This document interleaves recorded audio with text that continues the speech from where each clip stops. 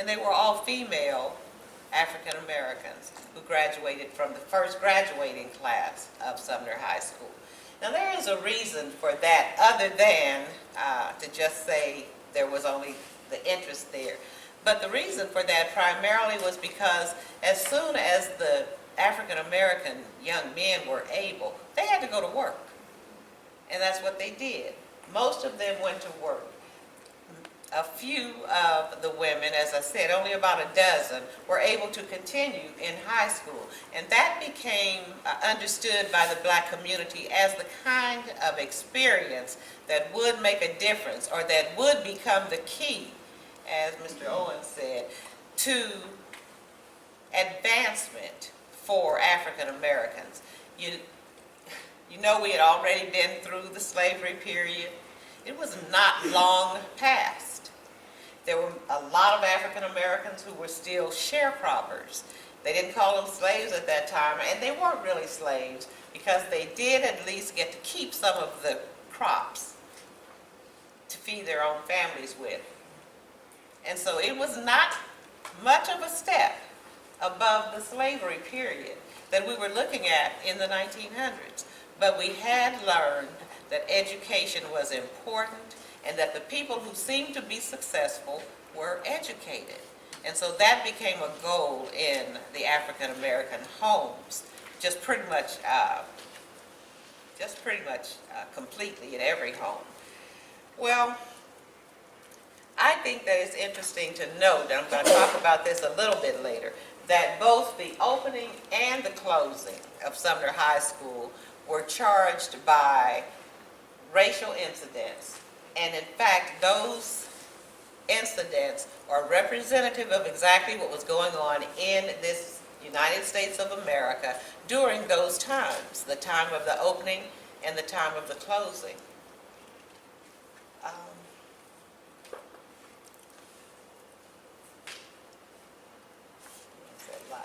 Well, the main thing that precipitated what happened with segregation was the 1954 Brown versus the Topeka Board of Education decision.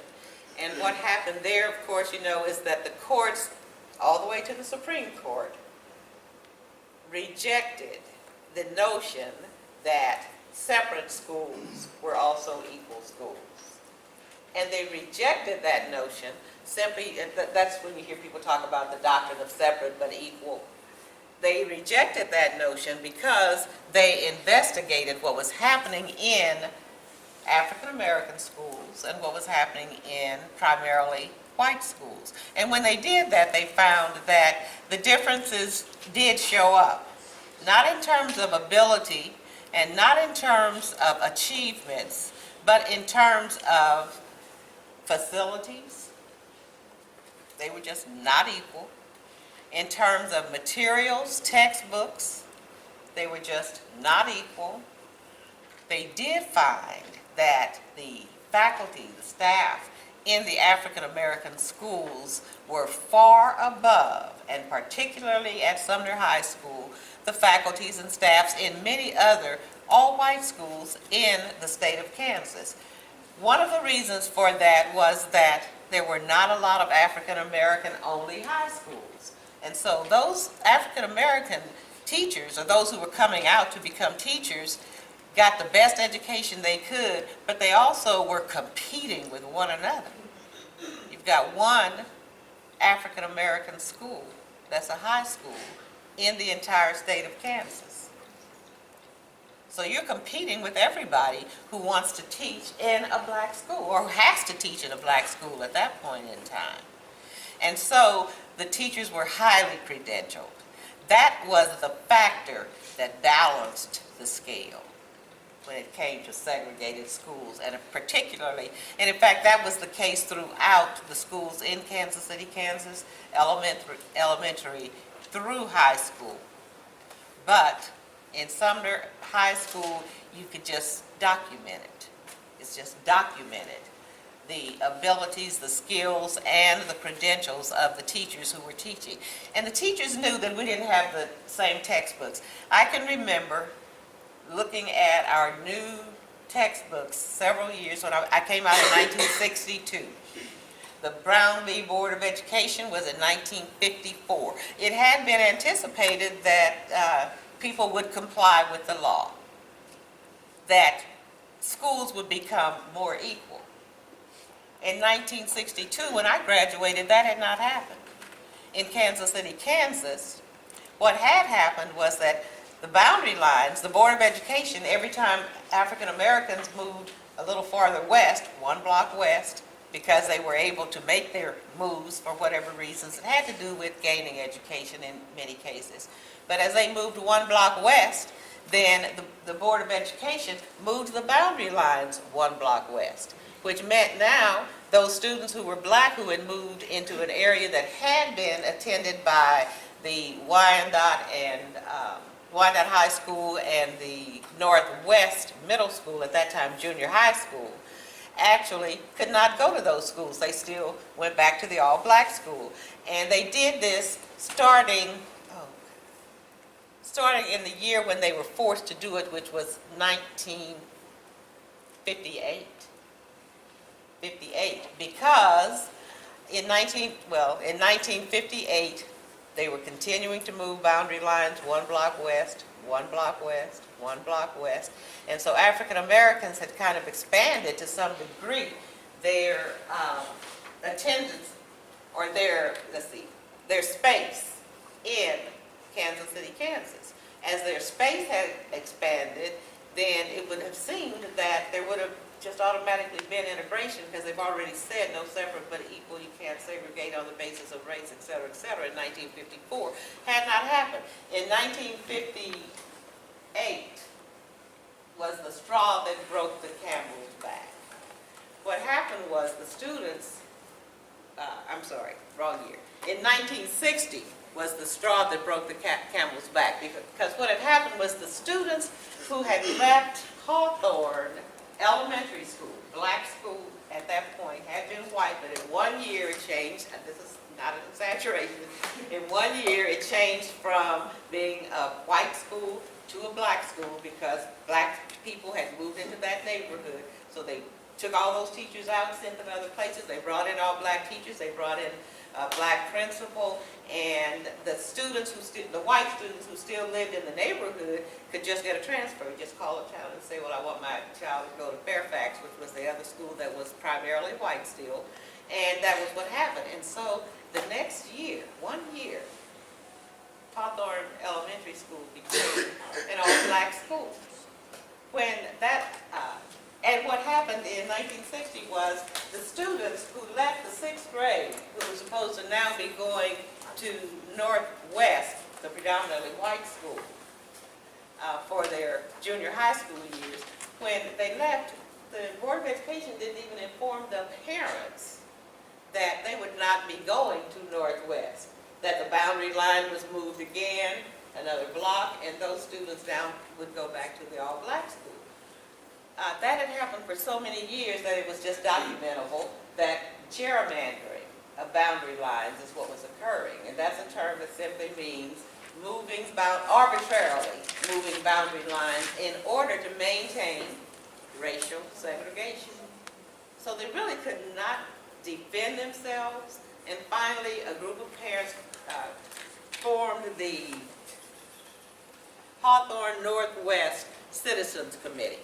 And when they formed that committee, they did their research and took their documentation. They got an attorney who then, they were able to show how not only was the district gerrymandering boundary lines, but those students at Sumner High School were getting the textbooks from students from Wyandotte High School who had used them for 5 years already. The district provided the books. But by the time we got a science book, 5 years of scientific everything had been going on. None of that was in the textbook that we got. And when we say scientific, and that's because that's an area, and we can think about it mathematical and technology and that kind of thing. You're going to wait 5 years before you catch up. And that was what was happening at Sumner High School. My personal experience was that I had gone to Northwest before they started doing that gerrymandering. And when I went to Northwest, there were white students who I knew. And so when my textbooks showed up in my classes, I saw these names and I remembered these people. They were in my class. And I'm wondering now, what's the deal on this? That was one of the pieces of evidence to say that they were not maintaining equal education. Once again, the difference was the teachers. The teachers recognized what was happening. They wanted the jobs that they had, and they wanted to keep those jobs, and they wanted to educate the students that were sitting before them, and they were determined to do that, and because they were so highly credentialed, as well as having their personal connection with the students that they were teaching, they made up the difference. Any student who left Sumner High School, walked across that stage for graduation, could compete with any students anywhere in any college. And we did, and not just competed, but we excelled. But that could not have been a thing that would have occurred had what the Board of Education been doing been allowed to continue. So the Citizens Committee filed a lawsuit. The lawsuit was appealed by the Board of Education every time it was found against them, and they would appeal and appeal. And finally, it got to the Kansas Supreme Court, and they decided, not to appeal anymore because the legal system simply said they shouldn't, because they had no foundation for defending gerrymandering of those boundary lines. They could not in any way indicate that there was equal education in the schools. We did not recognize, the black community did not recognize how much unequal it was, to the extent that the unequalness was that we were getting the best of the education that was being given in Kansas City, Kansas. And it was proven, and Mr. Owens just went through all of those graduates from Sumner High School and the accomplishments that they made, the ways that they were able to compete, how they competed internationally and succeeded. That was our evidence that we were not really appreciative of at that time. As a result, when the courts told the school district that they were not in compliance, what happened then was they also told them, fix your problem. You've got a problem, you've created a problem, but we're going to let you determine how you're going to rectify this problem. They rectified the problem by closing the schools that were African American schools that had been the foundations of our neighborhoods. And as a result, truly we can say what we have is what we have today in our schools. And I say, not good. No comparison. As a result, and we as a black community, some of us recognized at that time, and I can remember, my mother was just an activist about everything, actually, when it came to, and I can remember her saying at that time, well, okay, we got the lawsuit, and now they can't continue to deprive our kids of the best textbooks, facilities, et cetera, et cetera. But there was still the question,